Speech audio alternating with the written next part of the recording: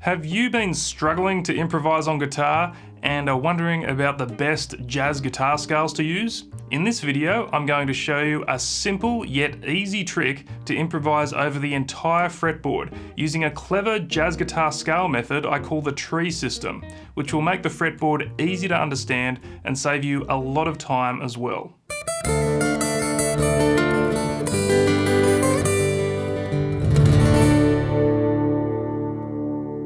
Hello, I'm Greg O'Rourke from FretDojo, where I teach you how to play jazz guitar and take your playing to the next level.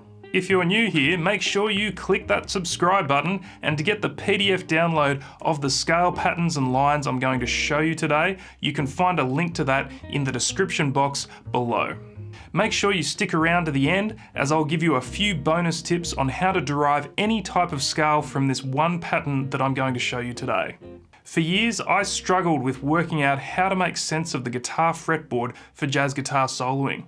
In the past, you might have learned something about the cage system, otherwise known as box patterns.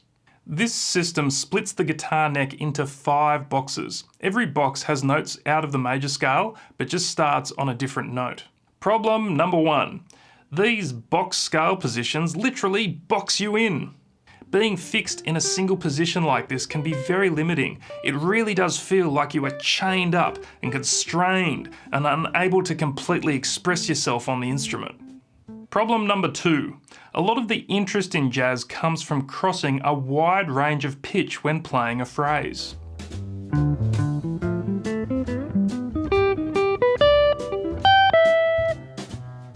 But if you look at the box scales, at least 50% of each pattern is not that useful, as most of the pattern is too low, which can get very muddy when soloing, especially when playing with a bass player or another guitarist. Problem 3. The majority of notes repeat themselves in each of the box scale positions. It's not a very efficient learning method, as you are learning all these different patterns with the same notes basically repeated in each one.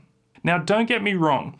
Box patterns are still good to learn, and for rock and blues they actually work pretty well due to the very limited number of key changes in most songs in those styles. But for jazz, the key changes come thick and fast, and you can very quickly get muddled with those box patterns simply knowing where the notes are that you want to target on the fretboard, which distracts you from actually making music.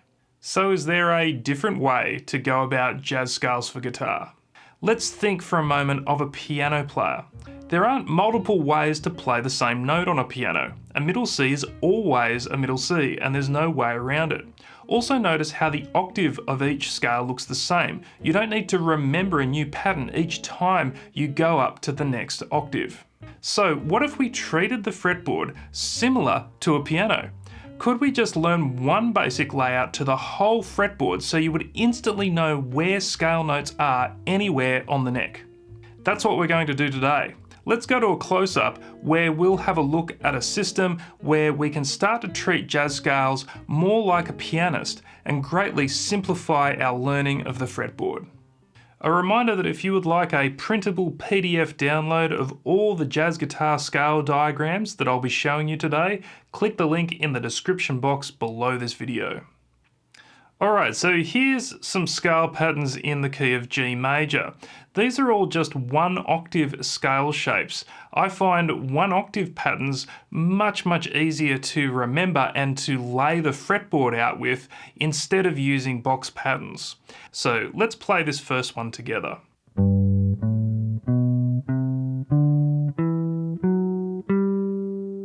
Okay, so that was pretty straightforward. Now let's look at the second pattern now and see if you can notice anything similar about the second pattern compared to the first. This one starts with our second finger up on the 5th fret.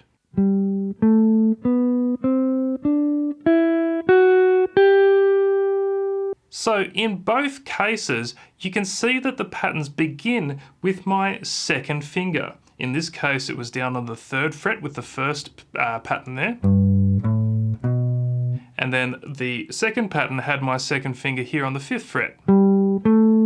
And you can see even the first 3 fingers are the same each time. Now let's have a look at the third pattern on your screen. This is a much shorter one, and it begins with my second finger on the 8th fret of the 2nd string. Okay, it doesn't feel finished. That's because I've kind of run out of strings. So to finish this pattern off, I have to go up just that top string, that single string there. So the full pattern would be like this. Now it's not written here, but if you just go fret 12, fret 14, fret 15, you'll finish that last scale pattern by going up through the first string. Okay, so if we link these 3 octave shapes together, we'll get like a mega scale pattern, which is a 3 octave shape.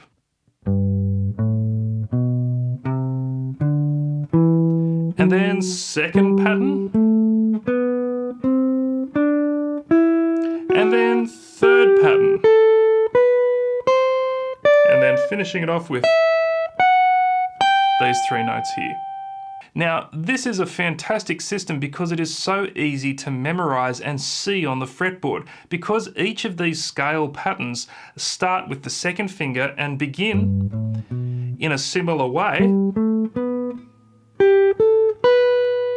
So now, instead of all these different cage scales, we now just have one scale from the low G all the way to the high G, which covers all the usable range of the guitar. Let me give you an example of using this system to solo over a basic major chord, covering the whole range of the fretboard.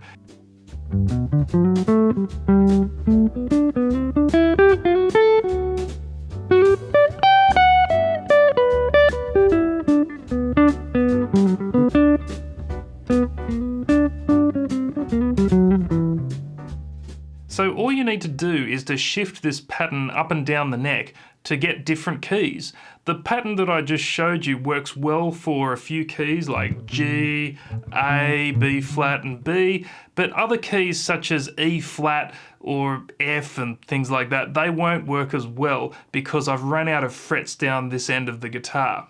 But we can use this same principle to work out an extra kind of tree branch, which will complete our full tree scale system. Let's go to a close-up and work out how to do this. Okay, so here's the final 2 patterns to complete our system. In the previous example, I was starting with my finger on the 3rd fret of the 6th string. But with this second branch that you see on the screen, the root note starts on the 5th string instead. But notice it's got the same start as the same finger pattern with my second finger as that initial pattern that I showed you down here. In fact, it's exactly the same pattern.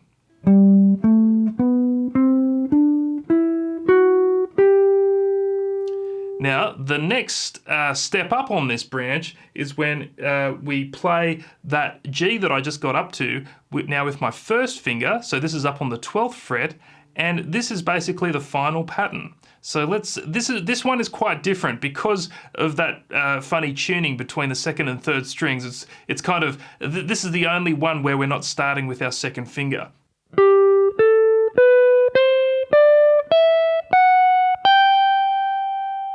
So this is how this all ties together. If I have my little finger on the highest note of that pattern on the right there, that G note, now I can either go down this branch that you see on the screen,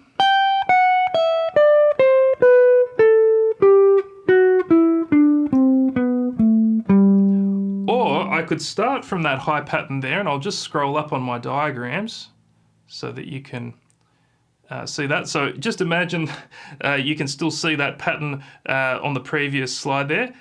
So I'm up on my high notes, but then I come back to the 3 octave system instead.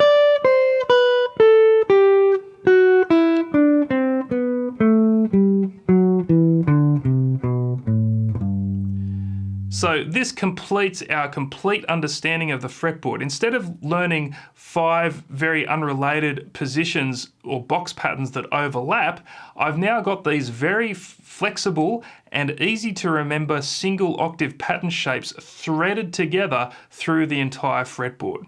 So yeah, it's interesting how these patterns end up going to the same place. This is why I call this the tree system, as it kind of looks like a tree with two branches. So with these one octave patterns linked together in a diagonal way, as long as you know where your root notes are on the fretboard, you should be able to find the notes of the major scale in any key. Here's why this is so powerful. For example, if I wanted to learn a G major 7 arpeggio, I can learn it with similar patterns on the fretboard and then link it all together to make a mega arpeggio over several octaves, giving me a lot more range to explore on the instrument as opposed to using a box pattern.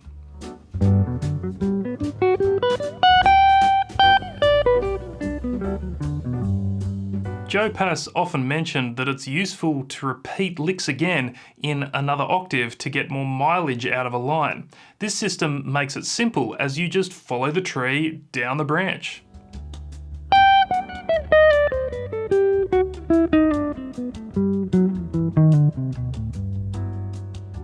Also, it makes it easy to learn any other scale or guitar mode. So here's that bonus tip that I mentioned at the start of this video. For example, if I wanted to play G Dorian instead of G major, I just needed to lower the 3rd and 7th notes of the scale, so I can still relate it to the same pattern and play this up and down the neck in a similar way. That way I can learn a new scale or mode in any position quickly instead of just in a single box pattern that has no relationship to anything else. Let's have a look at that on the fretboard now. So let's make a Dorian scale now instead of a major scale. Let's start with the pattern on your left there, the 3 octave first position pattern. So we have the root note here. Now a Dorian scale has a minor 3rd instead of a major 3rd. So I could slip that down the string 1 fret to flatten the 3rd there, but probably easier if I just move this note all the way to there, and then I can move the 7th note, which is a major 7th at the moment. Let's make it a flat 7 or a minor 7th by moving that down. So see how I've got the same general idea of the scale pattern, I've just changed 2 notes. So this is very powerful because I can now use this basic skeleton but just alter the notes within it to create whatever scale I want. So let's see what this Dorian scale sounds like now.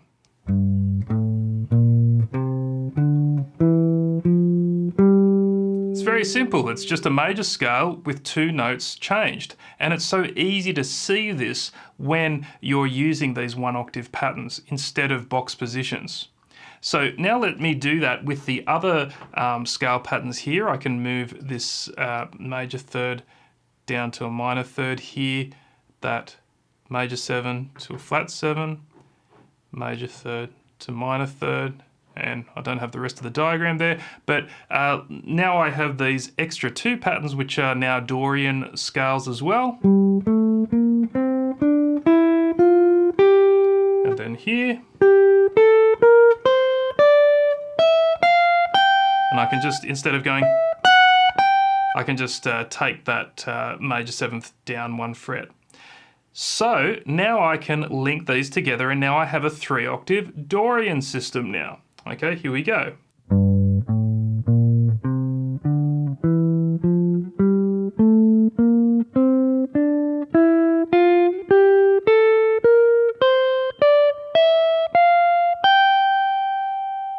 Alright, so now we have a Dorian pattern. Let's see what that sounds like for soloing now.